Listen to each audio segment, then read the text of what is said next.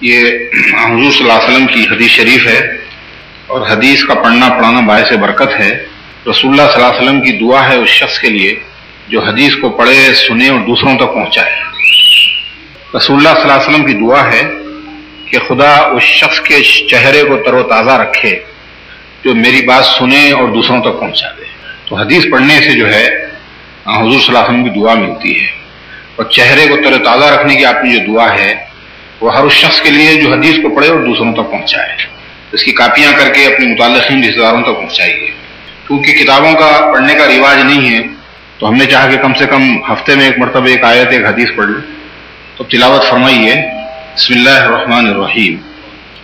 عن الحسن عن سمورہ بن جندب ان رسول اللہ صلی اللہ علیہ وسلم قال کل رہینۃ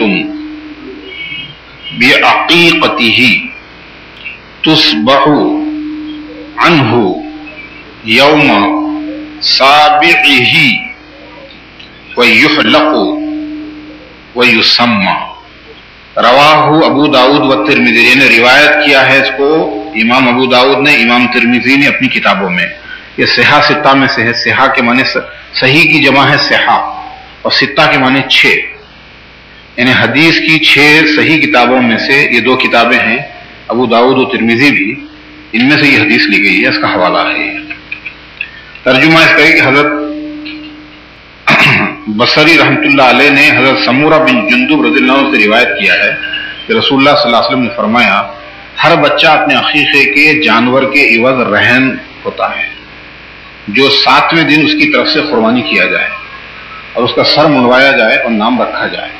مطلب بچہ پیدا ہونے پر لوگ خوشی مناتے ہیں، اسلام میں اس کے اظہار کے لیے عقیقہ رکھا گیا ہے۔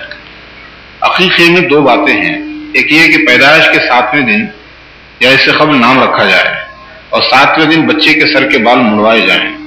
دوسرے یہ کہ بچے کی جان کے عوض بطور شکرانہ جانور کو ذبح کیا جائے۔ لڑکا ہو تو 2 بکرے یا 1 بھی کیا جائے تو جائز ہے۔ اسی طرح بکرے کے علاوہ بچے کے بالوں کے وزن پر چاندی صدقہ کرنا بھی مستحب ہے۔ حدیث سے معلوم ہوتا ہے کہ عقیقہ نہ کرنے پر بچے کے رحم رہنے کا مطلب یہ ہے کہ شکرانے کا یہ بار باقی رہے گا۔ یہاں لکھنے والے صاحب نے ایک جملہ چھوڑ دیا ہے کہ لڑکی کے لیے بھی ایک ہی ہے، لڑکے کے لیے بھی ایک ہی ہے، جیسا کہ حدیث میں آتا ہے کہ حضرت حسن کی طرف سے اور حضرت حسین کی طرف سے ایک ایک بکرا آپ نے دیا ہے، اور بعض روایتوں میں آتا ہے کہ آپ نے لڑکے کی طرف سے 2 کا حکم دیا ہے، لڑکی کی طرف سے 1 کا حکم دیا ہے۔ یہ سب گنجائش پر موقوف ہے۔ بہتر یہ ہے کہ لڑکے کی طرف سے 2، لڑکی کی طرف سے 1 دے، یا نہیں تو لڑکے کی طرف سے 1، لڑکی کی طرف سے۔ حدیث سے یہ بات بھی ثابت ہے، اور یہ بھی گنجائش پر ہے۔ عقیقہ نہ فرض ہے نہ واجب ہے، بلکہ مستحب ہے، سنت ہے، بہتر ہے، گنجائش ہے تو کی جائے۔ اسی طرح وہ چاندی جو تقسیم کی جاتی ہے بالوں کے وزن کے برابر، وہ بھی مستحب ہے، ضروری نہیں ہے، لیکن یہ خیر خیرات کے مدات ہیں، ان سے بلائیں ٹلتی ہیں اور اللہ کی رحمت نازل ہوتی ہے۔ تو خوشی کا طریقہ اسلام نے یہ بتایا ہے کہ اسلام کی ہر خوشی میں عبادت کا رنگ آ گیا ہے۔ جیسے عید الفطر ہے تو اس میں نمازیں پڑھ کے خوشی مناتے ہیں، یا عید الاضحیٰ ہے اس میں نمازیں پڑھتے ہیں، اللہ کی تکبیر بیان کرتے ہیں، جانور کھاتے کھلاتے ہیں، غربا کو تقسیم کرتے ہیں۔ تو اسلام نے خوشی کو بھی عبادت بنا دیا ہے۔ اسی طرح سے بچے کی پیدائش کی خوشی میں عقیقہ جو کیا، پہلے تو اس کا تلفظ صحیح ہونا جو لوگ حقیقہ بولتے ہوتے، عقیقہ ہے، عین سے ہے وہ۔ عقیقے کا مطلب ہے، اصل مطلب ہے بالوں کو نکالنا۔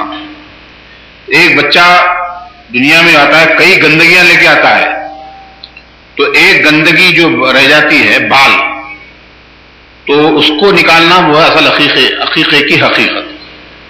اور دوسری چیز ہے کہ بچہ خود ایک شکرانے کے طور پر ملتا ہے، تو شریعت یہ چاہتی ہے کہ اس کی جان کے معاوضے میں جانور کو سمجھے کہ ذبح کر کے کھاؤ اور کھلاؤ۔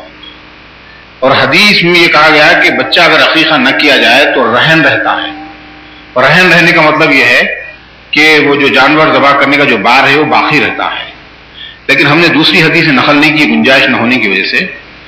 اس کا مطلب یہ بیان کیا گیا ہے کہ یہ مستحب فعل ہے، یہ بہتر ہے شکرانے کے طور پر کرنا، خوشی کے طور پہ کرنا چاہیے. اور اگر کسی کے پاس گنجائش نہیں ہے تو وہ اس کے اوپر یہ بات نہیں ڈالا گیا ہے. اگر کسی نے نہیں کیا ہے تو اس کا مطلب یہ نہیں ہے کہ وہ عذاب میں گرفتار ہوگا یا اللہ کے پاس سخت باس پرس ہوگی. رہن ہونے کا مطلب صرف یہ ہے کہ شکرانے کا ذمہ باقی ہے. جیسے کوئی کہے کہ بھئی دعوت آپ کی ڈیو ہے، باقی ہے، تو گنجائش ہے تو کیجئے، نہ ہو تو جو ہے پھر معافی چاہ لیجیے، ایسی بات ہے وہ. تو حدیث کے الفاظ سے حدیث کے شارحین نے، محدثین نے، ماہرین نے مطلب یہ بیان کیا ہے کہ یہ حکم استحبابی ہے. یعنی اس میں فرضیت اور وجوب کا مفہوم نہیں ہے کہ لازماً تم کو ایسا کرنا چاہیے کہ چاندی جو ہے تول کر دو، یا لازماً 2 بکرے دو یا 1 بکرا دو. گنجائش ہے تو تب لڑکی کی طرف سے 2 بکرا، لڑکی کی طرف سے 1. اور اگر گنجائش نہیں ہے تو دونوں کی طرف سے 1، اور وہ بھی نہیں ہے تو کچھ بھی نہ کرو. اور چاندی بھی نہیں دے سکتے تو اس کی بھی ضرورت نہیں. کم سے کم یہ تو کرو کہ بال نکال لو. تو ایک تو ہے بال نکال کے پاک صاف کر لینا، دوسرا ہے کہ 7ویں دن نام رکھنا. اور حدیثوں سے پتا چلتا ہے کہ کبھی 7ویں دن سے پہلے بھی آپ نے کسی کا نام رکھا ہے، یعنی آخری حد ہے وہ. اور دوسرا یہ کہ اس سے یہ نہیں سمجھنا چاہیے کہ اس میں رسومات وغیرہ کو داخل کیا جائے، یہ کوئی رسم نہیں ہے. سیدھے سادے انداز میں جانور کو ذبح کیجیے، کھائیے اور تقسیم کر دیجیے. اب ضروری نہیں ہے کہ تقسیم بھی کریں، بلکہ رشتہ داروں گھر پہ بھی آپ بلا سکتے ہیں. اور گوشت دینا ہی ضروری ہے، پکوا کے بھی کھلا سکتے ہیں. اب اس میں رسومات بہت آ گئے ہیں. مثلا یہ کہ کسی نے یہ بتایا کہ اس طرح جو ہے جانور کی جب حلق پہ چھری چلتی ہے تو بچے کے سر پر حجام کا اس طرح چلنا چاہیے. پتہ نہیں لوگوں نے کہاں سے لے لیا. وہ ایک الگ چیز ہے، یہ ایک الگ چیز ہے. اور لوگوں کے اندر مشہور ہو گیا کہ باپ دادا جو ہے گوشت نہیں کھانا چاہیے، حالانکہ باپ دادا کو تو زیادہ کھانا چاہیے. کہاں سے لے لیا لوگوں نے یہ؟ ٹیلی فون پہ مسئلے پوچھ رہے ہیں لوگ کہ صاحب باپ نہیں کھانا، دادا نہیں کھانا، کیوں نہیں کھانا؟ دبا کے کھانا چاہیے. کھاؤ بھی کھلاؤ بھی. یہ تو اللہ تعالیٰ حکم دے رہا ہے کھاؤ اور کھلاؤ. کلوا منہا واتموا البائس الفقیر. خود بھی کھاؤ، دوسروں کو کھلاؤ. عقیقے کا کچھ ناپاک تھوڑی ہے، ایک کے لیے پاک ایک کے لیے ناپاک. کنڈے ہو رہے ہیں، سنت تو ہے ہی نہیں وہ. نہیں، یہ پاک عورتوں کے لیے، ناپاک عورتوں کے لیے. پاکی ناپاکی کا کیا تعلق ہے؟ بیوی کے ہاتھ کا کھانا کھاتے نہیں، پاک ہو ناپاک ہو. وہ یہودیوں کے پاس تصور تھا کہ عورت جب ناپاک ہوتی ہے تو اس کے ہاتھ کا کھانا نہیں چاہیے. یہ رسومات مسلمانوں کے پاس کہاں سے آ گئے؟ سب سے زیادہ تعجب کی بات یہ ہے کہ عقیقے کو لوگوں نے رسم بنا لیا. ٹھہرو بھائی، باہر سے لوگ آنے والے ہیں. بھی آرزو یہ ہے کہ وہ بھی آ جائیں، یہ بھی آ جائیں. انگلینڈ سے آنے والے ہیں، سعودی عرب سے آنے والے ہیں. 2 سال کے بعد دیکھیں گے. یہاں تک کہ اپنے بچے کا ملا کے کر رہے ہیں. ایک صاحب نے ٹیلی فون پہ مسئلہ پوچھا، شادی ہو کے 42 سال ہو چکے ہیں، ولیمہ اب تک نہیں ہوا. ملاحظہ فرما رہے ہیں، ولیمے کا مطلب ہے میاں بیوی کی ملاقات، باضابطہ اعلان نکاح، وہ 3 دن کے اندر کر لو. تو سنت کی نورانیت برکت جو ہے سنت طریقے سے ہی کی جاتی ہے. کام کر رہے ہیں سنت، طریقہ اختیار کریں بدعت. عقیقہ جو ہے کوئی رسم نہیں ہے، کوئی رواج نہیں ہے. کیا ان بکھیڑوں کو جو ہے اس میں شامل کر لیں؟ عقیقہ نبی کریم صلی اللہ علیہ وسلم کی سنت طریقے سے کیجیے. 7ویں دن نام رکھو، گنجائش ہو تو کھاؤ کھلاؤ، بکرا ذبح کرو، اور پھر اس میں کوئی بکھیڑا نہ کرو. سیدھے سادے انداز میں رشتہ داروں کو، دوستوں کو یا تو گوشت دے دو یا پھر بلا کے کھلا دو. ساری چیزیں جائیں، سیدھے سادے انداز میں کرنا چاہیے. اور یہ ڈرتے رہنا چاہیے کہ گنجائش رکھ کے اگر نہیں کریں گے تو بچے پر بیماریاں آئیں گی، بلائیں آئیں گی، مصیبتیں آئیں گی. کیونکہ آپ نے رہن کا لفظ استعمال کیا. اگر گنجائش ہے تو کرنا چاہیے اس کو.